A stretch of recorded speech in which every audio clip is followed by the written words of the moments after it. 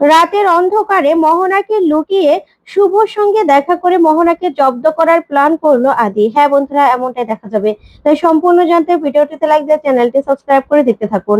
গল্পের শুরুতে দেখা যাবে সেবন্তী পুলকের চিকিৎসা নিয়ে খুব চিন্তা করে। তখন মোহনা বলে, মা একদম তুমি চিন্তা করো না, আমার গয়নাগুলো আছে তো, বাবার চিকিৎসার জন্য আমার গয়নাগুলো আমি দিয়ে দেবো। তখনই ঠাম্মি বলে, তুই শুভ, তুই আমার ছেলেটার জন্য এত এত কিছু ভেবেছিস, তুই নিজের গয়না দিয়ে দিবি? তখনই শুভ বলে, কি যে বলো না ঠাম্মি, যেখানে আমার আমার এখন এই বাড়িতে অস্তিত্বটাই নড়বড়ে, সেখানে আমি গয়না দিয়ে কি করব? আর গয়না হলো মেয়েদের স্ত্রী ধন, আর সেটা বিপদের সময় কাজে লাগবে না, কি হবে বলো তো? তখন ঠাম্মি বলে, না না, তোর এটা নিয়ে চিন্তা করতে হবে না, রূপক আর হিরো কি এটা দেখে নেবে। তখন রূপক বলে, হ্যাঁ মা, তোকে নিয়ে এইসব নিয়ে ভাবতে হবে না, আমরা আছি তো। দাদা আমাদের জন্য অনেক কষ্ট করেছে ছোটবেলা থেকে। আমি আর হিরক আমরা ইউএসএ তে পড়াশোনা করেছি, আর দাদা বাবার সঙ্গে ব্যবসা সামলেছে, ছোটবেলা থেকে কত কষ্ট করেছে। একটা না একটা ব্যবস্থা আমরা করে ফেলবো, আমাদের ঋণ আমরা ভুলবো না। তখন রিদ্ধি বলে, হ্যাঁ, একটা লোনের জন্য কথা বলেছি, লোনটা পেয়ে গেলে আর কোনো সমস্যা হবে না। তখনই পুরবী বলে, আমার নাচের ক্লাসে দেরি হয়ে যাচ্ছে, আমি যাই।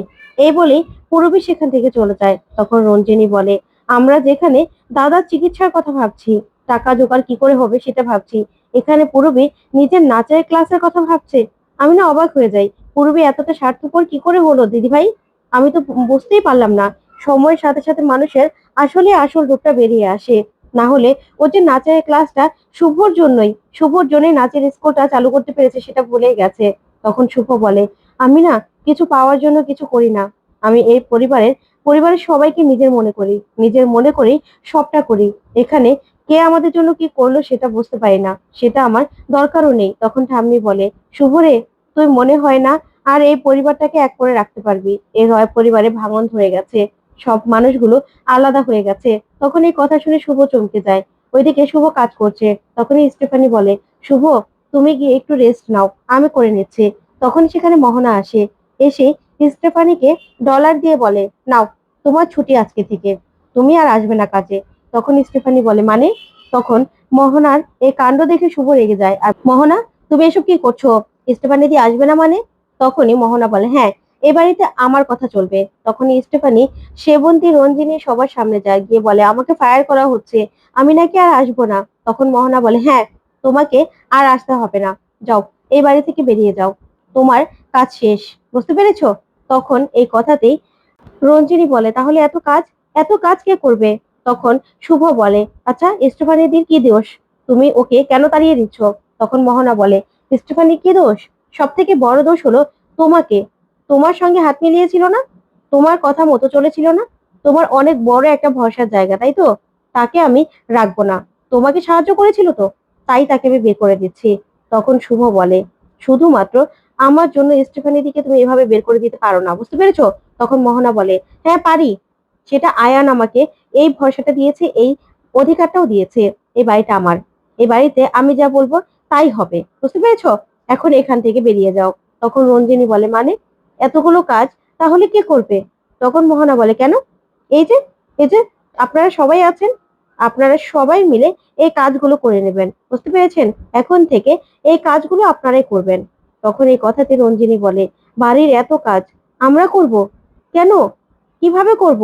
তখন এই কথাতে সেবন্তী বলে, দেখো মোহনা, তুমি কিন্তু খুব খারাপ করছো, একটা মানুষের এভাবে অন্ন কেড়ে নেওয়া একদম উচিত নয়। তখন মোহনা বলে, কেন, আপনাদের কাছে তো টাকাও নেই, আপনারা টাকাটাই বা কোথা থেকে দেবেন? তার থেকে আপনারা যদি কাজ করেন, সেই হিসেবে স্টিফানের টাকাগুলো না হয় আপনাদেরকে আমি ভাগ করে দিয়ে দেবো, আপনাদের হাত খরচার টাকাও হয়ে যাবে। তখন রঞ্জিনী কাঁদতে থাকে আর বলে, আমাদের বাড়িতে কিনা আমাদেরকে এই কথা বলা হচ্ছে? তখন শুভ বলে, মোহনা, তোমাকে এত বড় সাহস কে দিয়েছে? হ্যাঁ, তুমি আমার ছোট মা, বড় মা, মেজো মাকে এরকম ভাবে অপমান করতে পারো না, পারো না তুমি? তখন মোহনা বলে, আমি পারি, সবকিছু করতে পারি, আয়ান আমাকে সেই অধিকার দিয়েছে। তখন সেবন্তী বলে, আমাদের বাড়িতে আমরা কাজ করব, তারপর তোমার থেকে টাকা নেব? সেই এতটাও দুর্দিন আমাদের চলে আসেনি। তখন মোহনা শুভকে বলে, শোনো শুভ, সবকিছু না তোমার জন্য হয়েছে, বুঝতে পেরেছো? তোমার জন্য হয়েছে। আমার উপর অনেক চোটপাট করেছিলে না, আমাকে অনেক অপমান করেছো, আমাকে যা যা করেছো না সবকিছু আমি তোমাকে ফেরত দেবো, সবকিছু।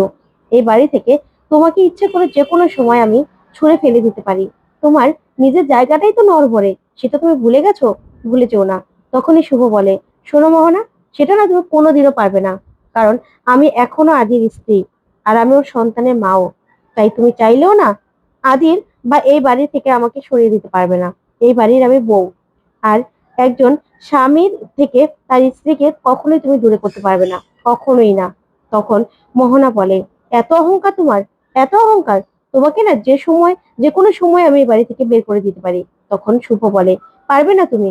চেষ্টা করে দেখো না, দেখো তুমি। তখন এই কথা বলেই শুভ মনে মনে বলে, এই মোহনা তো যে কোনো একটা ব্যবস্থা করতেই হবে, আমি এতটা সহজে হেরে যাব না। ওইদিকে আদি কেশবের ছবি দেখে আর বলে, কেশব শোনা, তুইও নিশ্চয়ই তোর মায়ের মতো আমাকে ভুল বুঝছিস, আমি জানি। তখনই মোহনা আসে, সেই বলে, আয়ান, আয়ান, ওই শুভ আমার উপর এখনো চোটপাট করছে, আমাকে সব ব্যাপারে চ্যালেঞ্জ করছে। আমি না এসব একদম সহ্য করব না। আর তুমি বলেছিলে বলে আমি এই বাড়িতে এসেছিলাম, তুমি বলেছিলে এ বাড়িতে আমার সব কথা চলবে, না হলে কিন্তু এবার দাদাকে জানাতে বাধ্য হব। তখনই আদি বলে, না না মোহনা, না, একদম না, আমি দেখছি, শুভর ব্যাপারটা আমি দেখছি। তখনই মোহনা বলে, হ্যাঁ, যত তাড়াতাড়ি সম্ভব দেখো, না হলে কিন্তু আমি সহ্য করব না। কারণ আমার ধৈর্যের বাঁধ কিন্তু খুব অল্প, আমি ধৈর্য ধরতে পারবো না। আর তোমার না এবার এবার শুভকে ডিভোর্স দিতে হবে। তখন এই কথা শুনে আদি চমকে যায়, বলে, ডিভোর্স?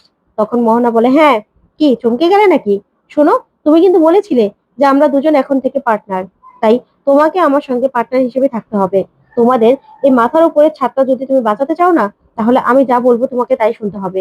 তখন আদি বলে, হ্যাঁ শুনবো, ডিভোর্সটা তো অনেক বড় ব্যাপার, তাই আমাকে একটু সময় দাও। তখন মোহনা বলে, হ্যাঁ, তোমাকে আমি সময় দিতে পারি, কিন্তু জানো তো আমার কিন্তু ধৈর্য খুব কম, আর আমি কষ্ট পেলে কিন্তু আমার দাদাও খুব কষ্ট পায়, আর আমার দাদা কষ্ট পেলে কি করতে পারে সেটা তো তুমি দেখছো।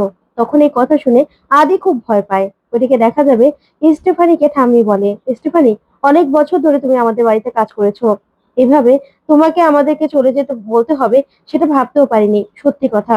তখনই শুভ বলে, স্টেফানি দি, তুমি আমাকে ক্ষমা করে দাও, আমার জন্য সবকিছু হয়েছে, আমাকে তুমি ক্ষমা করে দাও। এই বলেই স্টেফানিকে কিছু ডলার দিয়ে বলে, যতদিন না পর্যন্ত তুমি কাজ পাচ্ছ, এটা দিয়ে তোমার হয়ে যাবে, তোমার চলে যাবে। তখনই পূরবী বলে, সব শেষ হয়ে যাবে, আস্তে আস্তে সব শেষ হয়ে যাবে, আমি জানি।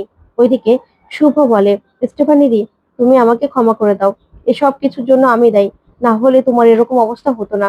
তখন স্টেফানি বলে, না না শুভ, তোমার কোনো দোষ নেই, এটাতে তোমার কোনো দোষ নেই। তখনই মোহনা আসে, সে বলে, এখনো তুমি যাওনি? বাড়ি বাড়ি থেকে বেরিয়ে যাও, এক্ষুনি বেরিয়ে যাও। তখন ঠাম্মি বলে, এই মানুষটার কাজটা কি কেড়ে নেওয়া তোমার উচিত হয়েছে? একটা মানুষের অন্ন কেড়ে নেওয়া ধর্মে সইবে না, সইবে না। তখন মোহনা বলে, শুনুন, আপনার কোনো কথা তো আমি শুনবোই না, ওকে তো বেরিয়ে যেতেই হবে। আর আপনি তো শুভর সব থেকে বড় স্পাই, তাই না?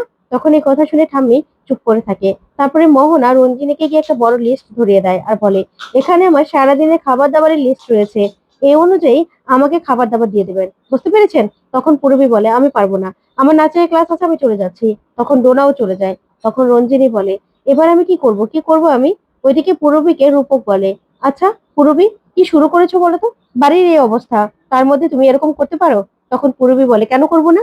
এসব কিছু তো আমাদের জন্য হয়নি, এসব কিছু হয়েছে আদির জন্য। আদির কি দরকার ছিল মোহনার সঙ্গে বন্ধুত্ব করার? আর সে থেকেই তো এই শত্রুতা শুরু। আর শুভ দিবার কি দরকার ছিল মোহনাকে চ্যালেঞ্জ করার? আর দা ভাইয়ের কি দরকার ছিল আকাশ সেনের সঙ্গে চ্যালেঞ্জ করার? তার জন্যই তো আজকে আমরা সব হারাতে বসেছি। তাহলে ওদের জন্য আমরা কেন সাফার করব? আমরা কিছু করব না, আমার একটা কথাও না ভুল নয়, তাই আমি যা করছি একদম ঠিক করছি। ওদিকে রঞ্জিনী সেবন্তীকে বলে, দিদি ভাই দেখো কত খাবার, এগুলো আমি করতে পারবো? তখনই শুভ সেই লিস্টটা নিয়ে নেয় আর বলে, মা তুমি চিন্তা করো না, আমি আছি তো, আমি দেখে নিচ্ছি। তখন সেবন্তী বলে, তোর এই অবস্থায় তুই কি করে করবি শুভ? তখন শুভ বলে, সমস্যা নেই, এই দেশে মানুষ প্রেগনেন্ট হয়েও তো কত কাজ করে, আমি করে নিতে পারবো। ওইদিকে মোহনা মনে মনে বলে, এই শুভ তেজ আমি কিছুতেই ভাঙতে পারছি না, আমার পায়ের নিচে এনে কিছুতেই শুভকে ফেলতে পারছি না, কিছু একটা ব্যবস্থা করতে হবে। ওইদিকে দেখা যাবে রাতের অন্ধকারে আদি শুভর সঙ্গে দেখা করতে যায়। তো বন্ধুরা, কেমন লাগলো আজকের আপডেট, কমেন্ট করে জানাও।